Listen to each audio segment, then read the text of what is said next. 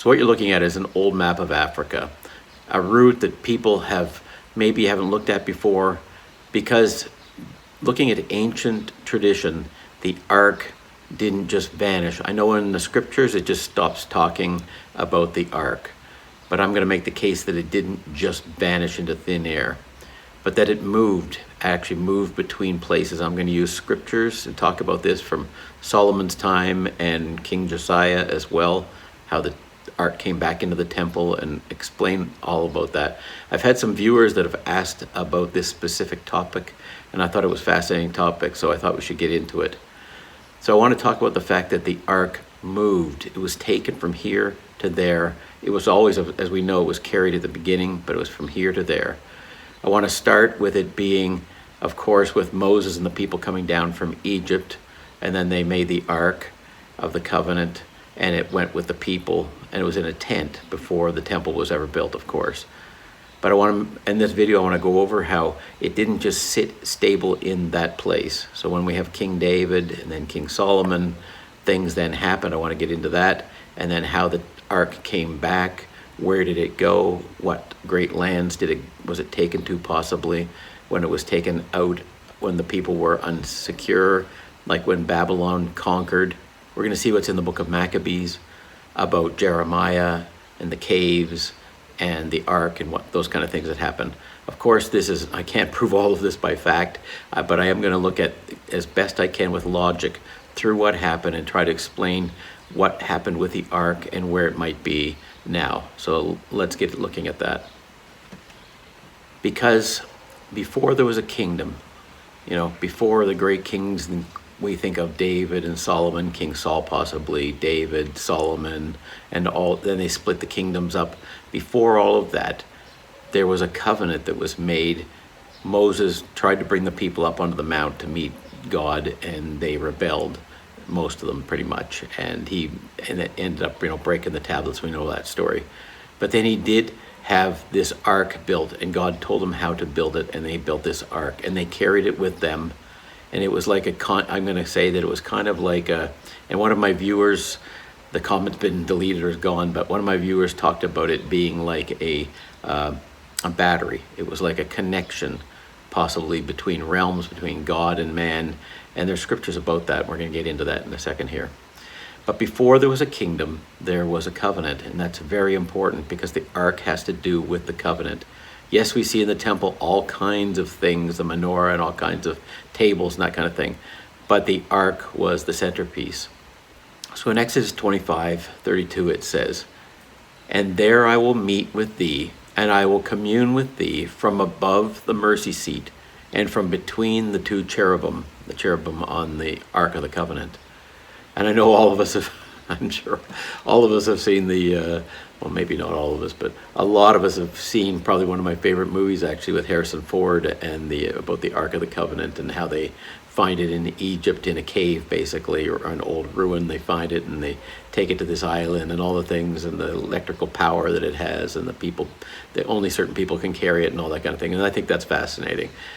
But in this story, I want to look at, and that is a great movie if you haven't seen it. But anyway, in this story, I want to look at the actual, what we know about the ark from scripture and from some of the extra biblical things. Like I said, the book of Maccabees, it's mentioned in other places. But the key point here is it wasn't just a piece of metal, a piece of gold. It had significance. There were certain artifacts that were in the ark, and the ark itself functioned as a conduit between the Father and the people. So the ark itself represented authority, the authority of the Father. It represented kingship. And this is going to be very important as we get into King Saul, King David, and Solomon, and the split that happened there. We're going to get there in a second. But it represented kingship. It represented, in my opinion, the first commandment. The first commandment, which is to have no other gods, no other kings, no other people, no other priests, no other popes, nobody else between the people and the Father. And even Moses said, and I love that quote, Moses, when he said, the people asked him, "Aren't you jealous for the, and he said, "I wish all my people were prophets." That was the whole point of taking them, in my opinion, up to the mountain, was that all the people so that all the people could be prophets. That was the point of taking them up the mountain, but they wouldn't go. So then they wanted him to be the prophet. But this mercy seat, if we were going to call it, or the cherubim and the ark, they represented that connection with the Father. So kingship, authority, and also the invisible throne of the Most High God among the people. A physical throne, in a sense, among the people. Psalm 80, verse 1 says, which says, "Give ear, O shepherd of Israel, thou that leadest Joseph like a flock, thou that dwellest between the cherubim, shine forth." And so there is more. It's not, like I said, just a piece of metal. One of my viewers considered it to be a battery, and I can't find his comment to thank him for that. But he talks about this battery that the Levites, it was like it had a connective power. And it was a wonderful comment, but I was going to show it in the video, but I couldn't because it's gone for whatever reason. So remember that this is in throughout the scriptures. This ark has great power. This especially before the kings came, before King Saul, when the people were administered by the judges and by the Levites. This had great power, and it was, in a sense, that is what they followed. They followed this ark around, which was the representation, in a sense, of the mountain or the throne of God. Another way of looking at it is considered it was like the presence, or the presence of God. So we can call it the presence. And it rested between the cherubim. And because the ark carried this presence, or the presence of God, or this connection, or the connecting power, there were, as we know, I'm sure most of you know the story of the person being struck dead because they went to steady the ark. But it was very strictly administered as to who could carry it, who could touch it, and how it was administered to. Because it was a holy thing, it was a connecting power, like I said, as it said, lest they die. So only appointed Levites could carry the ark, and only guardians of the covenant could move this throne around. The divine power, the divine connection. We can read in Genesis and through Numbers and through those books, the early books, you can read about how the tent, there was fire by day or fire by night and a pillar of cloud by day, and there was all kinds of things going on with this ark and with the Holy of Holies and all that kind of thing. But the ark had some type of a divine power, I believe. And even in Harrison Ford's movie, it sort of had that divine power as well. But I think it's important we remember it just wasn't a piece of gold. It just wasn't a throne, a seat, that type of thing. It was a holy thing. It had some kind of force that we don't truly understand, I don't think. At least I don't. So this was the center of the nation itself. This is before they had kings. This is the center of the nation. So this ark was, in a sense, the throne of God among the people. So the ark, also known, I'll butcher this word, but it's known in the Hebrew, I guess, as Aron HaKodesh. It was the only place where the presence of God, or the power or the glory of God, would be shown among the people. So like I said, it wasn't just a religious relic. It wasn't just, like a cross on a wall, that type of thing. But it was like a battery. I think maybe even like this other commenter said, an actual source of some type of connecting power between realms. But it was certainly some type of battery, or at least the battery of the nation. It was the center part that was the battery of the nation of the 12 tribes. So wherever the ark went, they went. And it went before them, even with war. It was always there in front of them. And the Most High was their God, the Father, their leader, and if you want to call it Yahoo or whatever name you want to give, for me, I like to use Father because it takes, there's so many other people have different names for the Father, but for me, the Father is just fine. Remember that only the Levites, or the descendants of Aaron, were authorized to carry it. And this was a key clue that I need to express, because these Levites were the only ones that could carry it around. King Solomon couldn't, King David couldn't. It had to be the Levites. And they were to guard it and keep it safe and protected. And I'm going to make the case, even from their own kings. If their kings turned wicked, We're going to look at that, what happened when the ark, when the kings turned wicked.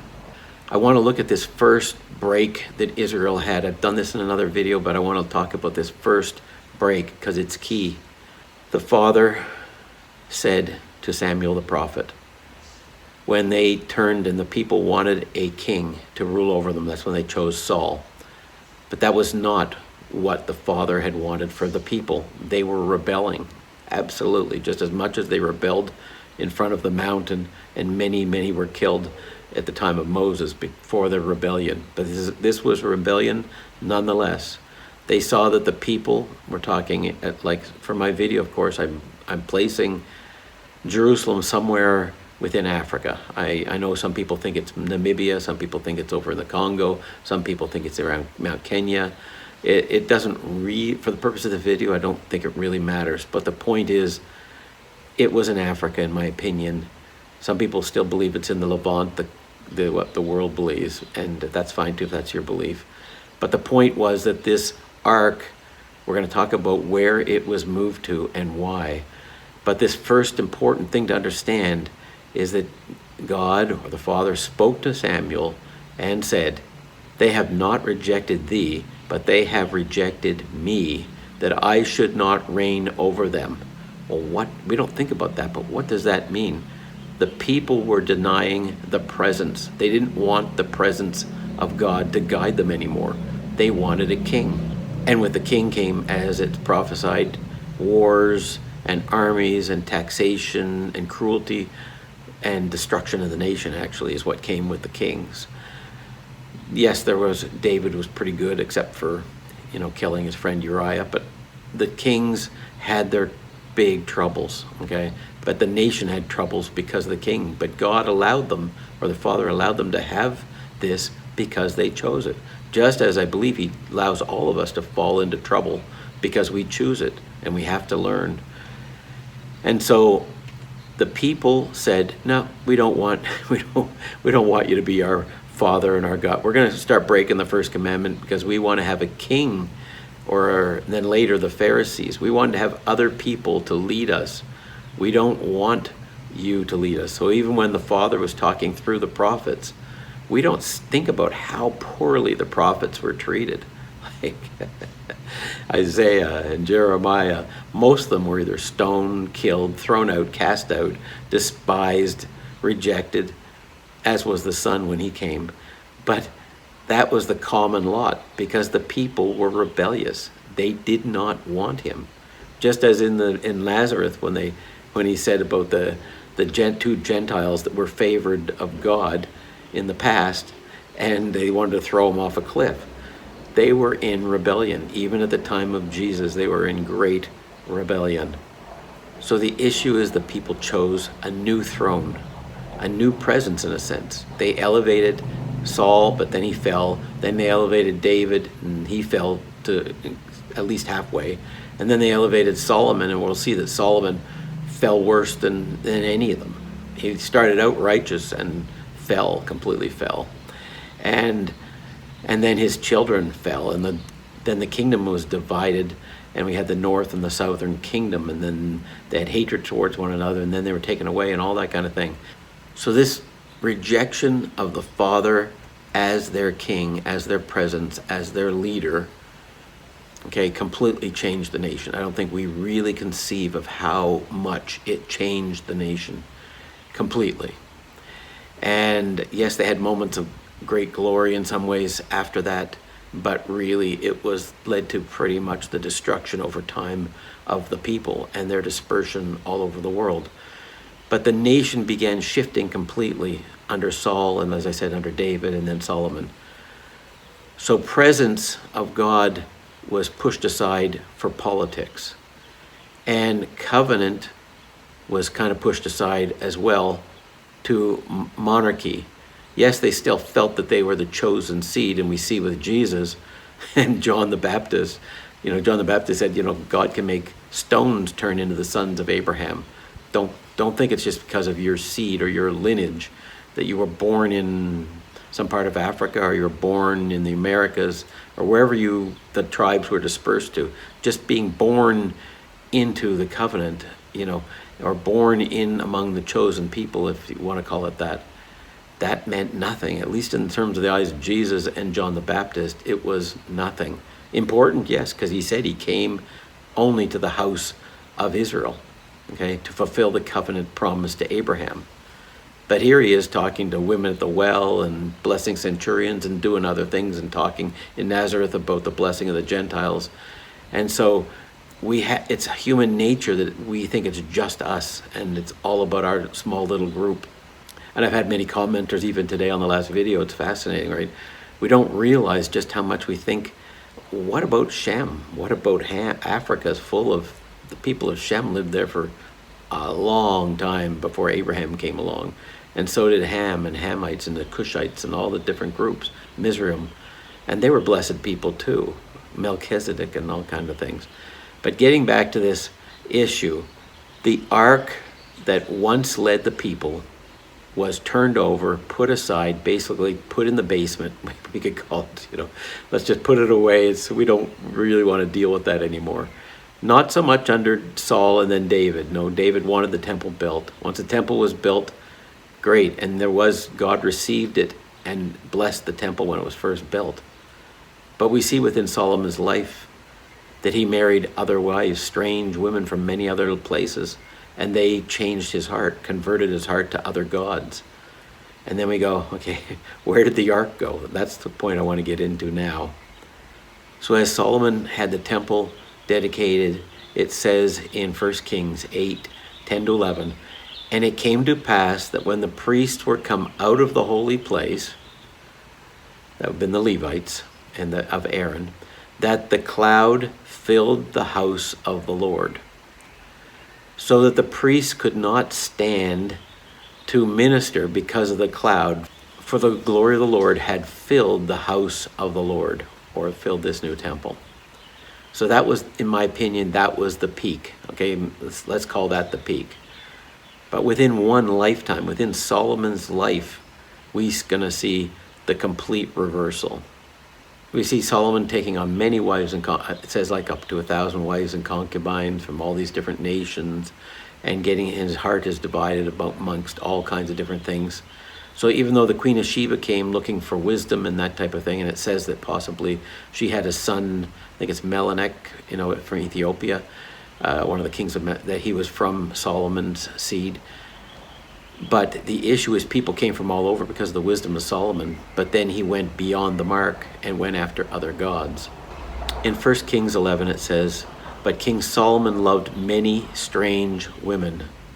I don't think it meant because their hair was purple or blue or tattoos, that type of thing. I think it meant from strange lands following strange gods that weren't the God of the people. And in verse 4, it declares, for it came to pass that when Solomon was old, that his wives turned away his heart after other gods, and his heart was not perfect with the Lord his God. So this fracture starts to happen in the heart. David's fracture was over taking on a woman, committing adultery and killing her husband. But Solomon's was completely turning away from his God to the gods of the other peoples. Basically, in a sense, back to the gods of Egypt, which were one of these groups, right? Or I suppose Baal worship and Moloch and all that kind of thing. But his heart turned to other things. So the same king who built this house of the Lord that was accepted by God is now building altars to all these other gods and making sacrifices. And I want to get into those sacrifices. But he was doing things that should not be done, definitely, as we'll see with Jezebel later on and the others. But the same throne was the connection to the divine wisdom. It becomes divided. Just like he had a divided heart, the temple, in a sense, becomes divided. The whole people become divided. The whole nation becomes divided. And the kingdom, in my opinion, fractures from that point, which it does, north and south. After his death, they separate into two separate kingdoms.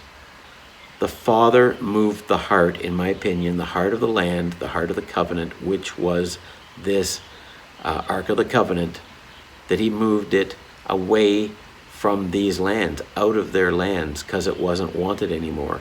And I believe that the Levites took it to the land of the Queen of Sheba, or Menelik, and it went into a place called Axum, possibly.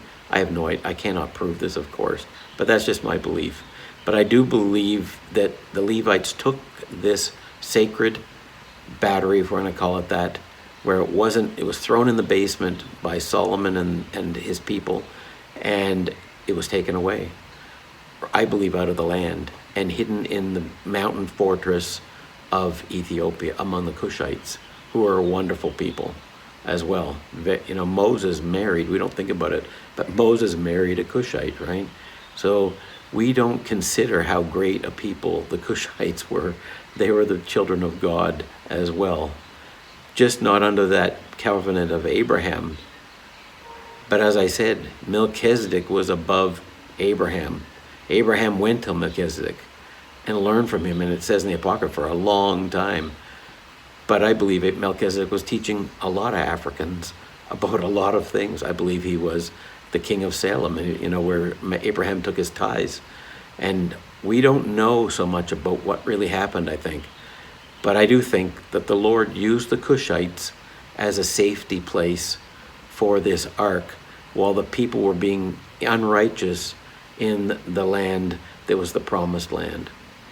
So remember, as we look at these maps, we have to remember that there was protocol, strict protocol, with the Levites and the family of Aaron.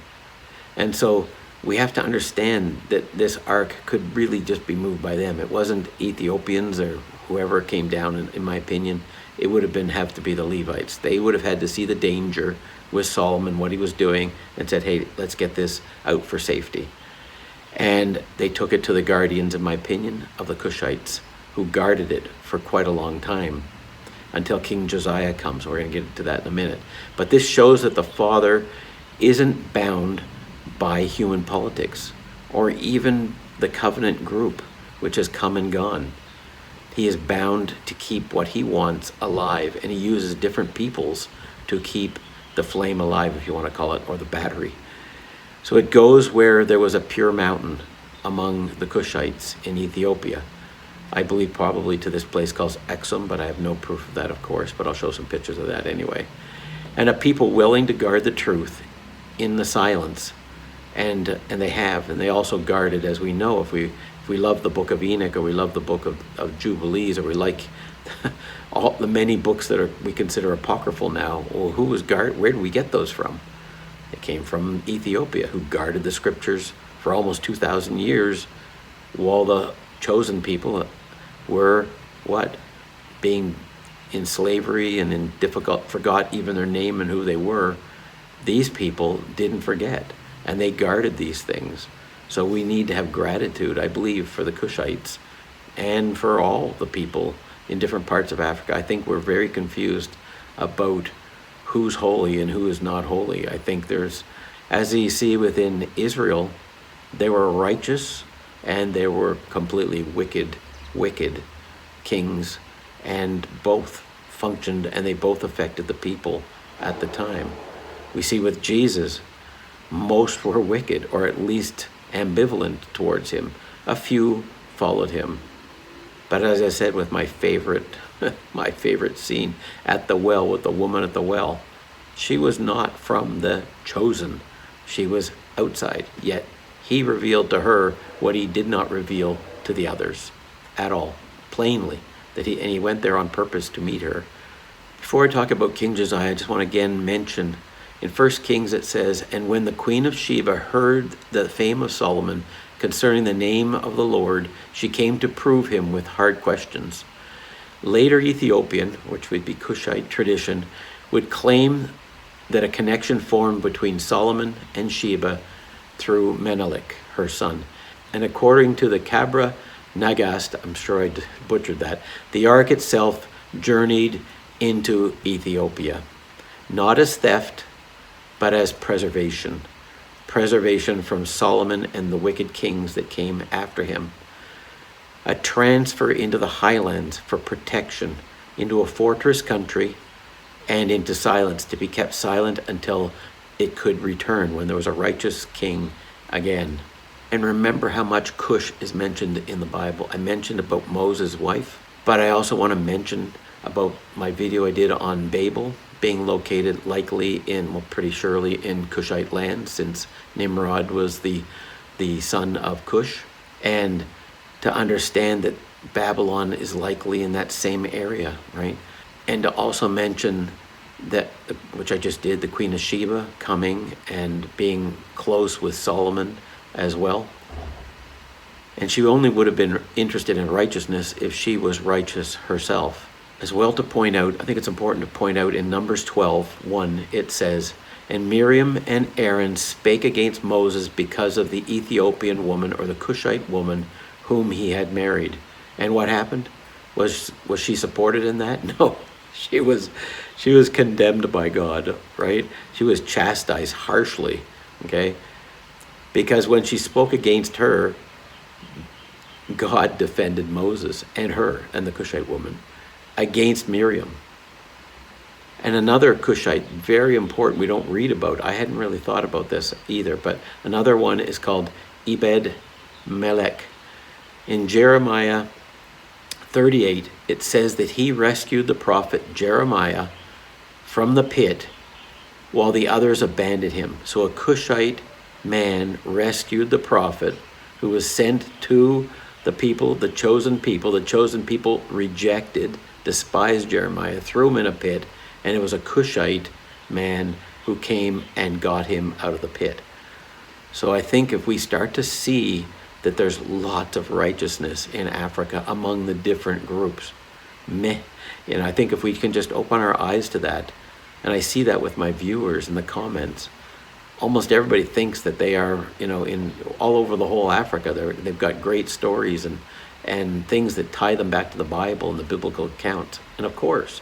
But the Kushites were foundational to the Bible, foundational. In another video, I'm going to talk about Joseph marrying the daughter of On, who was a Mizraimite. And so again, another Hamite. And Joseph's two sons that are taken in as part of the 12 tribes, they are given that double, and he's given that double inheritance, but those children were half from Joseph and half from a Mizraimite, from Ham. So I just think if we can open our eyes, look a little wider, a little kinder at the people that are around, especially in Africa, then we can start looking, I think, as the Father looks on all people scattered throughout the world, that yes, there's a chosen people to preserve a covenant and in the end days restore and leaven the world. But that doesn't mean that they are the only ones, right? Chosen, I don't think we understand that very well. Okay, so I want to quickly mention, I've already said that the ark started with Moses coming through. I believe it was taken away at the end days of King Saul. When he was old, I believe it was taken away by the Levites and went probably to Ethiopia. I have no, of course, any proof of that, but that is the tradition in Ethiopia, that is what happened. I do believe that it came back at the time of King Josiah. I'm going to read a scripture here. And as I was researching into this, it said that there's been a ton of confusion about this scripture. And you think, I'll read it and then you'll see why. In 2 Chronicles 35, verse 3, it says, "And said unto the Levites, Put the holy ark in the house which Solomon, the son of David, king of Israel, did build."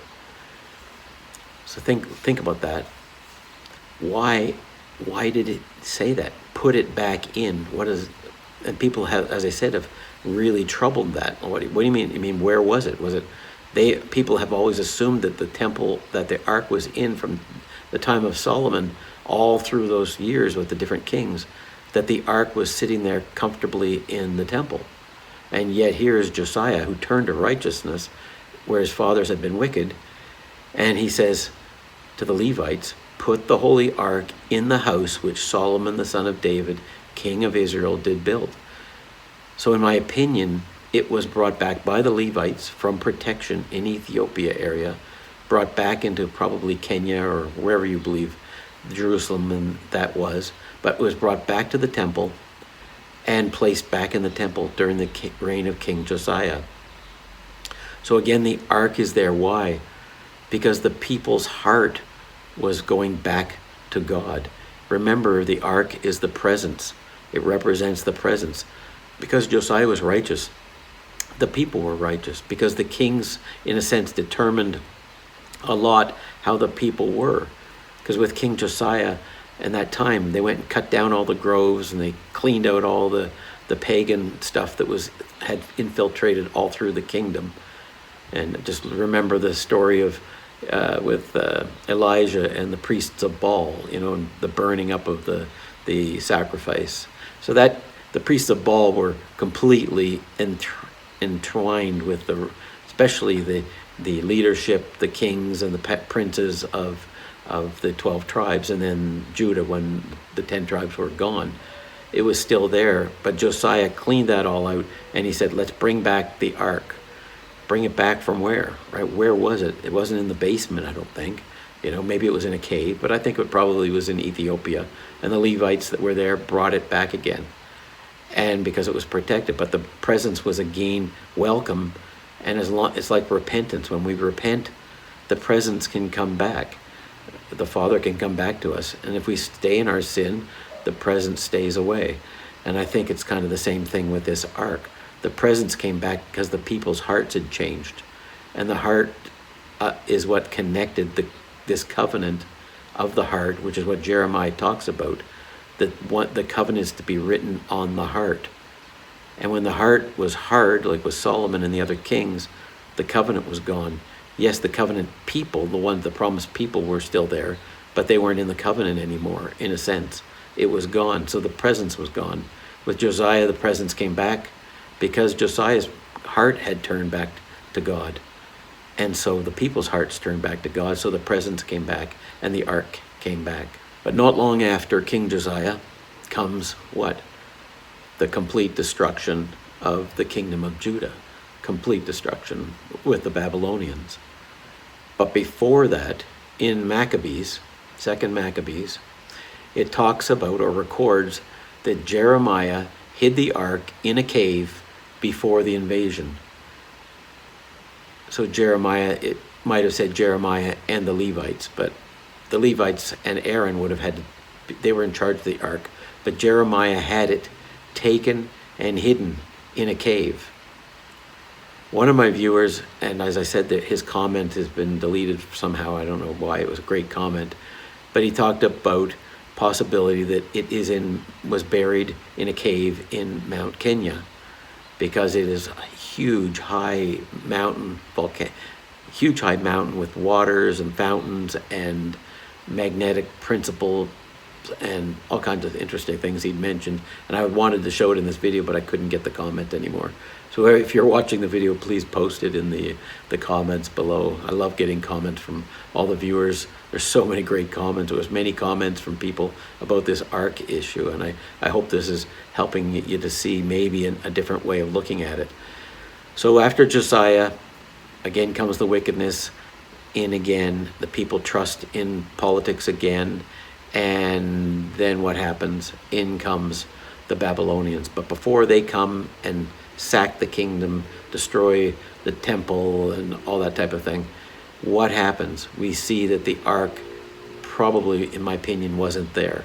The presence was moved because the people's hearts had gotten hard again, so out it went again. Now, some people think it went back to Ethiopia. That's possible. I kind of like the guy's idea that it went into Mount Kenya, hidden in a cave, and to this day is under the feet of the people of the land, to one day come back out again when the hearts are right, when Jerusalem is restored and the people's hearts are right, that the presence can then come back again. I think that's well, of course, no proof of that, but that's kind of how I see it in my mind's eye.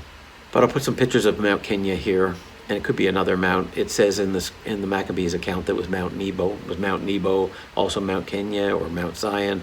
I mean, the names do change a lot, but take a look at this Mount Kenya. So a fortress above the clouds, a natural sanctuary, hidden vault of preservation, and perhaps the ark never left the land, nor was it melted down for gold and that kind of thing, that it was concealed and protected by the Levites and concealed and guarded in silence by the Kushites, or here now a lot of the Kushites are living in Kenya anyway. But just remember that this wonderful connection to God and his presence depends upon our hearts. Same as I just made that point, and I believe that. My connection to the Father is by keeping commandments, 100%. In John 14, and I've done videos on that, John 14, if you love me, keep my commandments, and then I will send you the Comforter.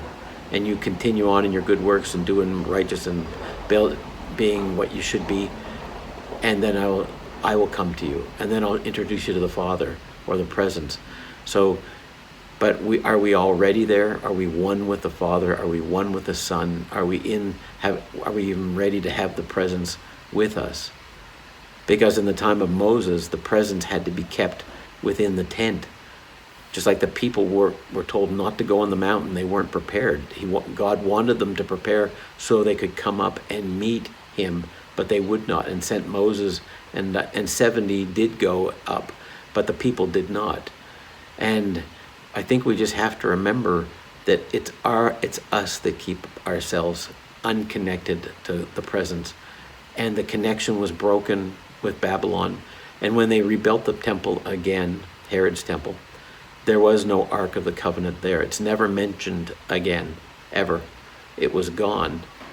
Because as we see when Jesus came, or if you want to call him Yeshua or different names, when he came,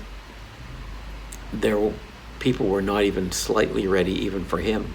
Even though John came to try to prepare, yes, there were a few. Yes, of course there were, with the women and his disciples and others. Let's say there was 1,000. Let's say there were 10,000.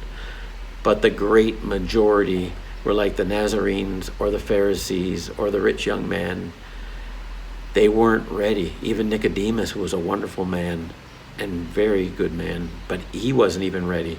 Not near as ready as the woman at the well, who immediately said, I can see you were a prophet. And he said, yes. And he told him things about her, and he said, I'm the Messiah. And it's all about the heart. He said, the temple doesn't matter right now. It doesn't matter anymore. It's all about the heart, like Jeremiah had said. It's all about this connection to the presence within ourselves. I hope you're enjoying the video, and I really do. And if you do, please give it a like. I do appreciate it. And I appreciate especially the comments from people that know a lot more than I do throughout Africa, and I love the different comments and different perspectives. And I've used these perspectives in this video, and I appreciate all the input in my other videos where people have put down their thoughts and ideas, and I really appreciate that. So, and if you haven't subscribed, please do so. I want to mention this Fra Mauro map. Some of my viewers have mentioned it, and I wanted to show it here, which shows the world flipped over with the Eurasian continent on the bottom and the African continent on the top. And just to point that out, that, you know, the highlands of Africa were considered the mountains of the moon by the ancients. They were considered the fountain of the Nile, the fountain of life, probably or possibly the Garden of Eden, and all through that area. But if we start to come to see that we have been duped, you know, as it says in the book of Revelation, the whole world has been deceived. And I know I have certainly been deceived. And as I'm trying to open my eyes and see things and share things here with you, I hope that they aren't offensive, but that we can start to consider. I am not claiming any unique knowledge, but I do love logic, and I love to dig, and I love the scriptures, and I love the apocryphal works. And I love the Kushite people for preserving all the things that have been preserved.